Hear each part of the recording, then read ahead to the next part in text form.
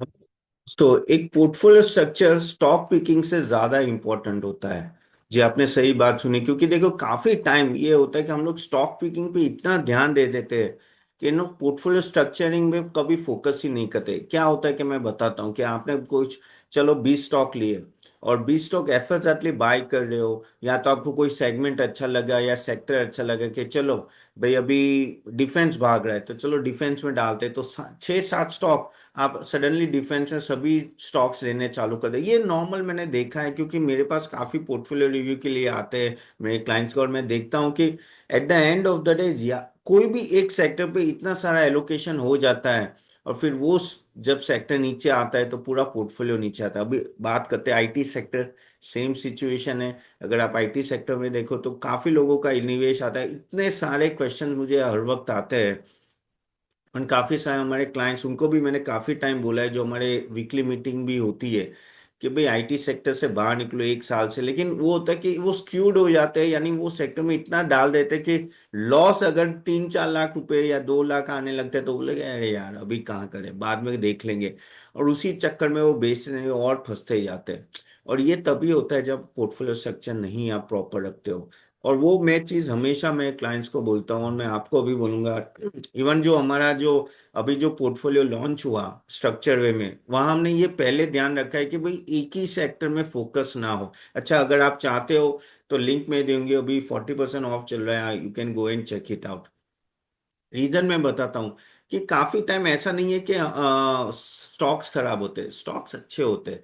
लेकिन क्या होता है कि कोई सिचुएशन ऐसी आ जाती है जो आपके कंट्रोल के बाहर है। अगर ट्रम्प ने कोई पॉलिसी वहां करी, जैसे फॉर एग्जांपल ट्रम्प ने बोला कि भाई I don't favour renewable sector, और तो आप देखो तब से ट्रम्प आए तब से 2 साल 1 साल से ना रिन्यूएबल सेक्टर की बैन लगी, यानी सोलर स्टॉक्स आप देख लो, वारी एनर्जीज या प्रीमियर एनर्जी, उनकी बैन लगी और वो और नीचे गए। वो क्यों जाते हैं? क्योंकि कोई ना कोई मैक्रो ट्रिगर ऐसा आ जाता है जो या तो एडवांटेज भी होता है उनको, या तो डिसएडवांटेज भी होता है। लेकिन अगर डिसएडवांटेज होता है और आपने उसमें ज्यादा एलोकेशन किया तो प्रॉब्लम है। तो हमेशा ध्यान रखो कि आप अगर सोच रहे हो ना कि आपको 5 करोड़ 10 करोड़ 20 करोड़ कमाने, तो ऐसा नहीं है कि भाई स्टॉक पिकिंग से आप इजीली कमा लोगे। हाँ, कभी कभी होता है कोई स्टॉक बहुत ही बड़ा मल्टी बैगर बन जाए और कमाल, लेकिन अदरवाइज नॉर्मली 100% अगर जो लोग कमाते हैं उसमें से 90% चांसेस ऐसे होते हैं कि उनका पोर्टफोलियो एक अच्छे लेवल पे स्ट्रक्चर वे में होता है और डाइवर्सिफाई होता है। और उसके वजह से ना कह सकते हैं ना कि एक जगह फंसने के डर कम रहते हैं।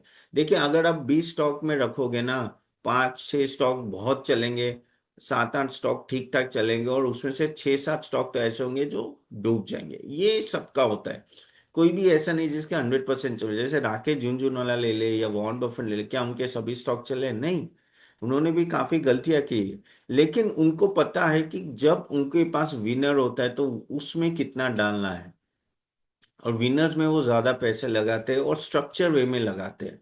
ठीक है, और वो बहुत ही इंपॉर्टेंट होता है। ये नॉर्मली हम रिटेल इन्वेस्टर कभी देखते नहीं है, क्योंकि हम लोग क्या होता है कि भाई टीवी में देखा, लेना चालू कर दिया, और बस आंख बंद कर दी, और फिर बोले कि भाई ये स्टॉक्स तो अपने आप बढ़ेंगे। जब अगर ऐसी चांसेस होते हैं तो प्रॉब्लम होते हैं। बाय द वे, आपके कोई क्वेश्चन है तो कमेंट बॉक्स में जरूर डालिए, एंड में मैं आपके Q&A सब भी लूंगा। और ऑफ कोर्स यहाँ जो डिस्कशन चल रहा है जस्ट फॉर योर नॉलेज, यहाँ कोई रिकमेंडेशन नहीं है, ठीक है। सो कमिंग बैक, तो पोर्टफोलियो स्ट्रक्चर कैसे करने, पहले तो आपको गाइस आप अपना प्लीज रिस्क प्रोफाइल समझ ले कि आप कौन से एज ब्रैकेट में हो।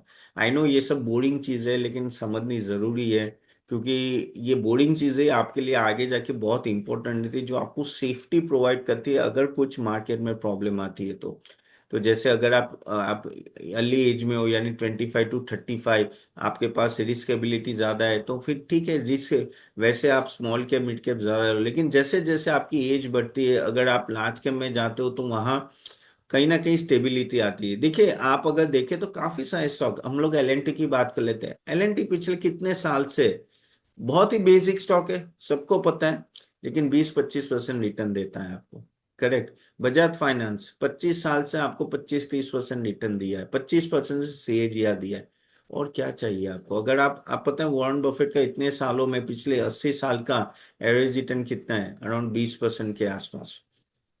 ये सब मैं क्यों बोल रहा हूँ, ये इसलिए बोल रहा हूँ कि हम लोग अपने एक्सपेक्टेशन बहुत हाई रहते हैं, हमें रातों रात करोड़पति बनना होता है, लेकिन ऐसा होता नहीं। इसलिए सेबी बोलती है ना, डंडा मार रही है, बार बार रेगुलेशन ऐसे ला रही है कि एफएनओ पे कर्टेल हो, इंट्राडे कम करो, क्योंकि खुद लेस देन 5% इंट्राडे प्लेयर कमाता है।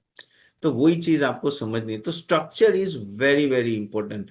तो प्रॉब्लम ये होता है कि हम जब स्टॉक लेना चालू करते हैं ना, तो चलो यहाँ से फ्रेंड ने बोल दिया वो स्टॉक ले लिया, कल टीवी में देख लिया, लेते जाते सोचते 15-20 लेंगे, वो हो जाते 50-60-80। कितने लोगों का ऐसा होता है? तो कमेंट बॉक्स में जरूर डालेगा अगर आपका ऐसा होता है तो। फिर बेचने की बारी आती है तो बेचते ही नहीं है। हमें लगता है कि अरे यार पड़ा है ना, बाद में बेच देंगे। लेकिन ऐसा नहीं है, सही टाइम पे बेचना भी जरूरी है। Exit is also very very important. If your exit is not on right time, वो एक स्टॉक आपके पीछे से 10 स्टॉक की प्रॉफिटेबिलिटी खा जाएगा। इसलिए टाइमली लेवल पे आपको एलोकेशन तो प्रॉपर करना ही है। 6-7% अगर आप स्टॉक में करते हो तो ऐसा ना करो कि 25-30% एक ही स्टॉक में डाल दो। आपके पोर्टफोलियो का अगर 6-7% डालते हो, लेकिन अगर उसमें प्रॉब्लम आई तो हो सके उतना जल्दी निकल जाओ। देखिए, there is a blood on the street, you do have to run.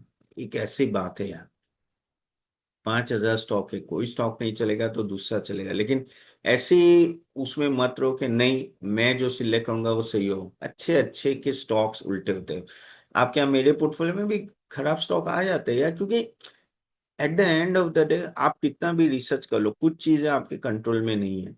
लेकिन अगर आप 60% भी सही रहे या 50% भी सही रही है, आप एक डिसेंट रिटर्न कमा सकते हो। And that's a beauty of stock market. The only thing is कि जहां आपको रिटर्न मिलता है उसको बड़ा होने दो, उसका कहते हैं ना एक अच्छा खासा नो स्टॉक राइज होने दो, तभी वो कंपाउंडिंग रिटर्न आपको देगा। वो बात हमेशा ध्यान रखो। देखो, ऐसी ऐसी है ना, कुछ ही स्टॉक महंगे, जैसे आपने 20 स्टॉक लेना, उसमें से 4-5 स्टॉक बड़े होंगे, लेकिन वो ऐसे बड़े होंगे कि वो आपके प्रॉफिट को पूरा ऊपर ले जाएंगे। लेकिन जहां जहां लॉस होता है ना, वहां आपको कर्टेल करना पड़ेगा, आपको निकालना पड़ेगा। इसलिए पोर्टफोलियो स्ट्रक्चरिंग भी उस तरह से करना पड़ेगा। अगेन, सेक्टर वाइज स्क्यूड मत रखो। अगर सेक्टर वाइज आपने कहीं ज्यादा एलोकेशन किया तो प्रॉब्लम। मैं भी जब टीवी में आता हूँ, एनडीटीवी हो या सीएनबीसी, सबसे ज्यादा यही क्वेश्चन आते हैं। काफी टाइम तो पेनी स्टॉक्स के आते हैं। जब मैं लोकल रीजनल लैंग्वेज में जाता हूँ तो पेनी स्टॉक की ज्यादा क्वेरी आती है। और तब पता चलता है कि कहाँ कहाँ लोगों ने इन्वेस्ट किया है, जिसके नाम भी नहीं सुने, बस डबल होना है।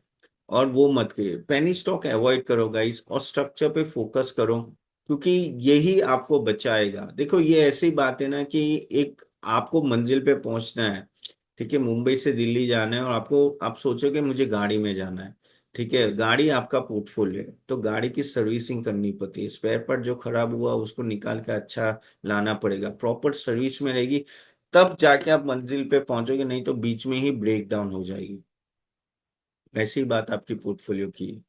जितना जिस तरह से आप उसको नर्चर करोगे, जिस तरह से उसका ख्याल रखोगे, उसी तरह से आपका पोर्टफोलियो बनेगा। सो स्ट्रक्चरिंग पे फोकस करो। स्टॉक पिकिंग कीजिए, मैं ना नहीं बोल रहा हूँ, लेकिन स्ट्रक्चरिंग को मिस किए नहीं। नहीं तो आप क्या करोगे, कुछ ही जगह पे आप ज्यादा डालोगे। ठीक है, तो यार रखते हैं। मैं सोचा कि यार थोड़ा ऑफ टॉपिक है, लेकिन इस पे बात कर लेते हैं जो बहुत इंपॉर्टेंट है। चलिए मैं आपके क्वेश्चंस लेने लगता हूँ। तो पहला क्वेश्चन है RK 1983 का। Nice analysis sir. वो SLM महिंद्रा की बात के, थैंक यू RK जी। आपके कोई क्वेश्चन है तो कमेंट बॉक्स में जरूर डालिएगा। ठीक है। किशोर जी पूछ रहे, किशोर मूलचंदानी पूछ रहे, JWXB। सर नमस्कार, मैंने 247 में मोशिप बाय किया है, क्या करना चाहिए? वे देखो, मोशिप की वो बेसिकली एवरेज करने की बात करे। अगर मोशिप की बात करें तो ऑफकोर्स यार सेमीकंडक्टर में ये एक अच्छा स्टॉक है ओवरऑल। और अगर मैं देखूं कि वो इसका प्रॉब्लम एक ही है कि वैल्यूएशन अभी भी हाई है, 93 है। रिजल्ट ठीक ठाक आ रहा है, लेकिन उस तरह से नहीं आ रहा है जिसके वजह से ये री रेटिंग हो। तो काफी हद तक we have to wait and watch. तो मुझे नहीं लगता कि सडनली ये भागेगा, थोड़ा वेट कर। अगर आपको एवरेज करना है तो थोड़ा कर सकते हो। स्टॉक अच्छा है, लेकिन लंबे समय के लिए रखना पड़ेगा, थोड़ा टाइम लेगा। लेकिन हाँ, आप थोड़ा वेट करके उसके एवरेज कीजिए। The reason reason is simple कि अभी भी मुझे लग रहा है कि अर्निंग में थोड़ा टाइम लगेगा और वैल्यूएशन ऑन हायर साइड है। तो ये अगेन कोई रिकमेंडेशन है, प्लीज अपना एनालिसिस करके ही इन्वेस्ट कीजिएगा। Sir ji, IT sector, mid cap, small cap, artificial intelligence, fundamental videos बनाओ, टाटा एलेक्सी वर्सेस परसिस्टेंट, एफएल को फॉर आप एक काम कीजिए गौतम जी, आज शाम को मैं 8 बजे एक सेशन करने वाला हूँ। मैं लिंक आपको कमेंट बॉक्स में दे दूंगा, प्लीज वो जरूर अटेंड कीजिएगा। मैं पूरा आईटी सेक्टर डिटेल पे बात करूँ कि उसमें करना क्या है, आगे जाके क्या स्कोप है, एआई सबमिट हुआ तो उससे क्या लाभ होगा नहीं लाभ होगा, पूरा डिटेल में बात करेंगे। तो जरूर आज 8 बजे, और किसी और को भी ज्वाइन करना है तो गाइस मैं ये फ्री है, आप जरूर अटेंड कीजिए, उससे आपकी काफी नॉलेज बढ़ेगी। ठीक है। अनिकेल पूछ रहे हैं कि नहीं, आई थिंक ये क्वेश्चन मैंने ले लिया है। 1 मिनट 1 मिनट। एम मन्नू बोल रहे हैं कि good analysis, thank you very much. Sir, -2 + 607 पूछे सर, शक्ति pump Q3 result not good, क्या करे इसमें? वेल, शक्ति पंप, अगर मैं शक्ति पंप्स की बात करूँ तो ऑफकोर्स ये स्टॉक नीचे है। और या देखो, पंप इंडस्ट्री में ऐसे भी ना थोड़ा स्लो डाउन आया है, और इस साल बहुत अच्छा नहीं रहा शक्ति पंप्स के लिए। तो मैं इतना अभी honestly I am not too much bullish about this stock, even this sector also. थोड़ा देख के आप इन्वेस्ट कीजिए, मुझे लग रहा है कि थोड़ी दिक्कत रहेगी आगे जाके। विनीत सानी, how are you Tapan sahab? All good Vineet ji, hope you are good also. फिर सिंह बख्शी बोले, RIR पावर के लिए कब बढ़ेगा? I have big holding on this. 1 minute, RIR power, एक मिनट। वेल देखिए यार, RIR पावर इलेक्ट्रॉनिक्स की वो बात कर रहे हैं, ये अभी नीचे आ तो भी 2% बढ़ा है, लेकिन अगर मैं देखूं प्रॉफिटेबिलिटी ठीक है, लेकिन आई थिंक ये पूरा सेगमेंट थोड़ा महंगा है, और ये तो बहुत 167 के पी पे है, यानी वैल्यूएशन बहुत ही ऑन अ हायर साइड है। इट विल टेक टाइम, तो मेरे को तो ये बहुत ही महंगा इस लेवल पे भी लग रहा है। इवन तो स्टॉक गिरा है तो स्कोप थोड़े कम है। सिंह जी, तो थोड़ा केयरफुली आप इसमें इन्वेस्ट कीजिएगा, अगेन प्लीज एनालिसिस करके इन्वेस्ट कीजिए। इस लेवल पे तो मुझे नहीं लगता है इतना जल्दी बढ़ेगा, तो सेलिंग प्रेशर भी है, महंगा है, काफी महंगा स्टॉक है। आनंदगिरी 9637 बोले, I do not agree with you, I prefer buying large cap IT, the fall is a great opportunity. Well Anandgiri में of course you have a right to think about it, लेकिन मुझे यहाँ लग रहा है कि थोड़ा टाइम लगेगा। आज एक काम कीजिए आनंदगिरी, आप शाम को सेशन अटेंड कीजिएगा ना, वहाँ मैं काफी डिटेल में बात करूंगा इन सब चीजों में, और आईटी और जो एआई समिट हुआ है, और यहाँ से क्या बड़े बड़े स्टॉक्स है, TCS, इंफोसिस, उन सब में क्या करना है, बात करेंगे। नरेश प्रसाद 3023 बोले, कम टू 200, जुपिटर वैगन्स की बात करें। यार जुपिटर वैगन्स वही है यार, एक्सपेक्टेशन बहुत था, लेकिन उसके हिसाब से ऑनेस्टली नो रिजल्ट नहीं आ रहा है, and that is the problem we are facing here. कब होगा पता नहीं यार, एक्सपेक्टेशन तो बहुत है, ऑर्डर बुक बढ़ा है, लेकिन पता नहीं कहाँ ना कहीं रिजल्ट में इतना ठीक नहीं हो रहा है, तो टाइम लगेगा। तो आप रखो, लेकिन पेशेंस से होल्ड करना पड़ेगा, वो ये दिक्कत है। ठीक है। Bholenath 09E, you do not reply, that is bad. अरे भोलेनाथ जी, मैं यहाँ रिप्लाई करता हूँ ना, एक एक बहुत सारे कमेंट्स आते हैं, एक एक को आंसर देना मेरे लिए थोड़ा प्रॉब्लम हो जाती है, so that is a problem. लेकिन आप अपना क्वेश्चन लिख लीजिए, I I do answer in next video. ठीक है। चलेगा, इसे यहाँ तक रखते हैं। So thank you very much for joining. आपके क्वेश्चन जरूर डालेगा, और आज शाम का सेशन अटेंड कीजिए। अगर आप हमारे स्ट्रक्चर पोर्टफोलियो का बेनिफिट लेना चाहते हैं स्मॉल केस का, तो मैंने लिंक दी है, 40% डिस्काउंट अभी चला है। ओके, चलिए, सी यू देन, बाय बाय।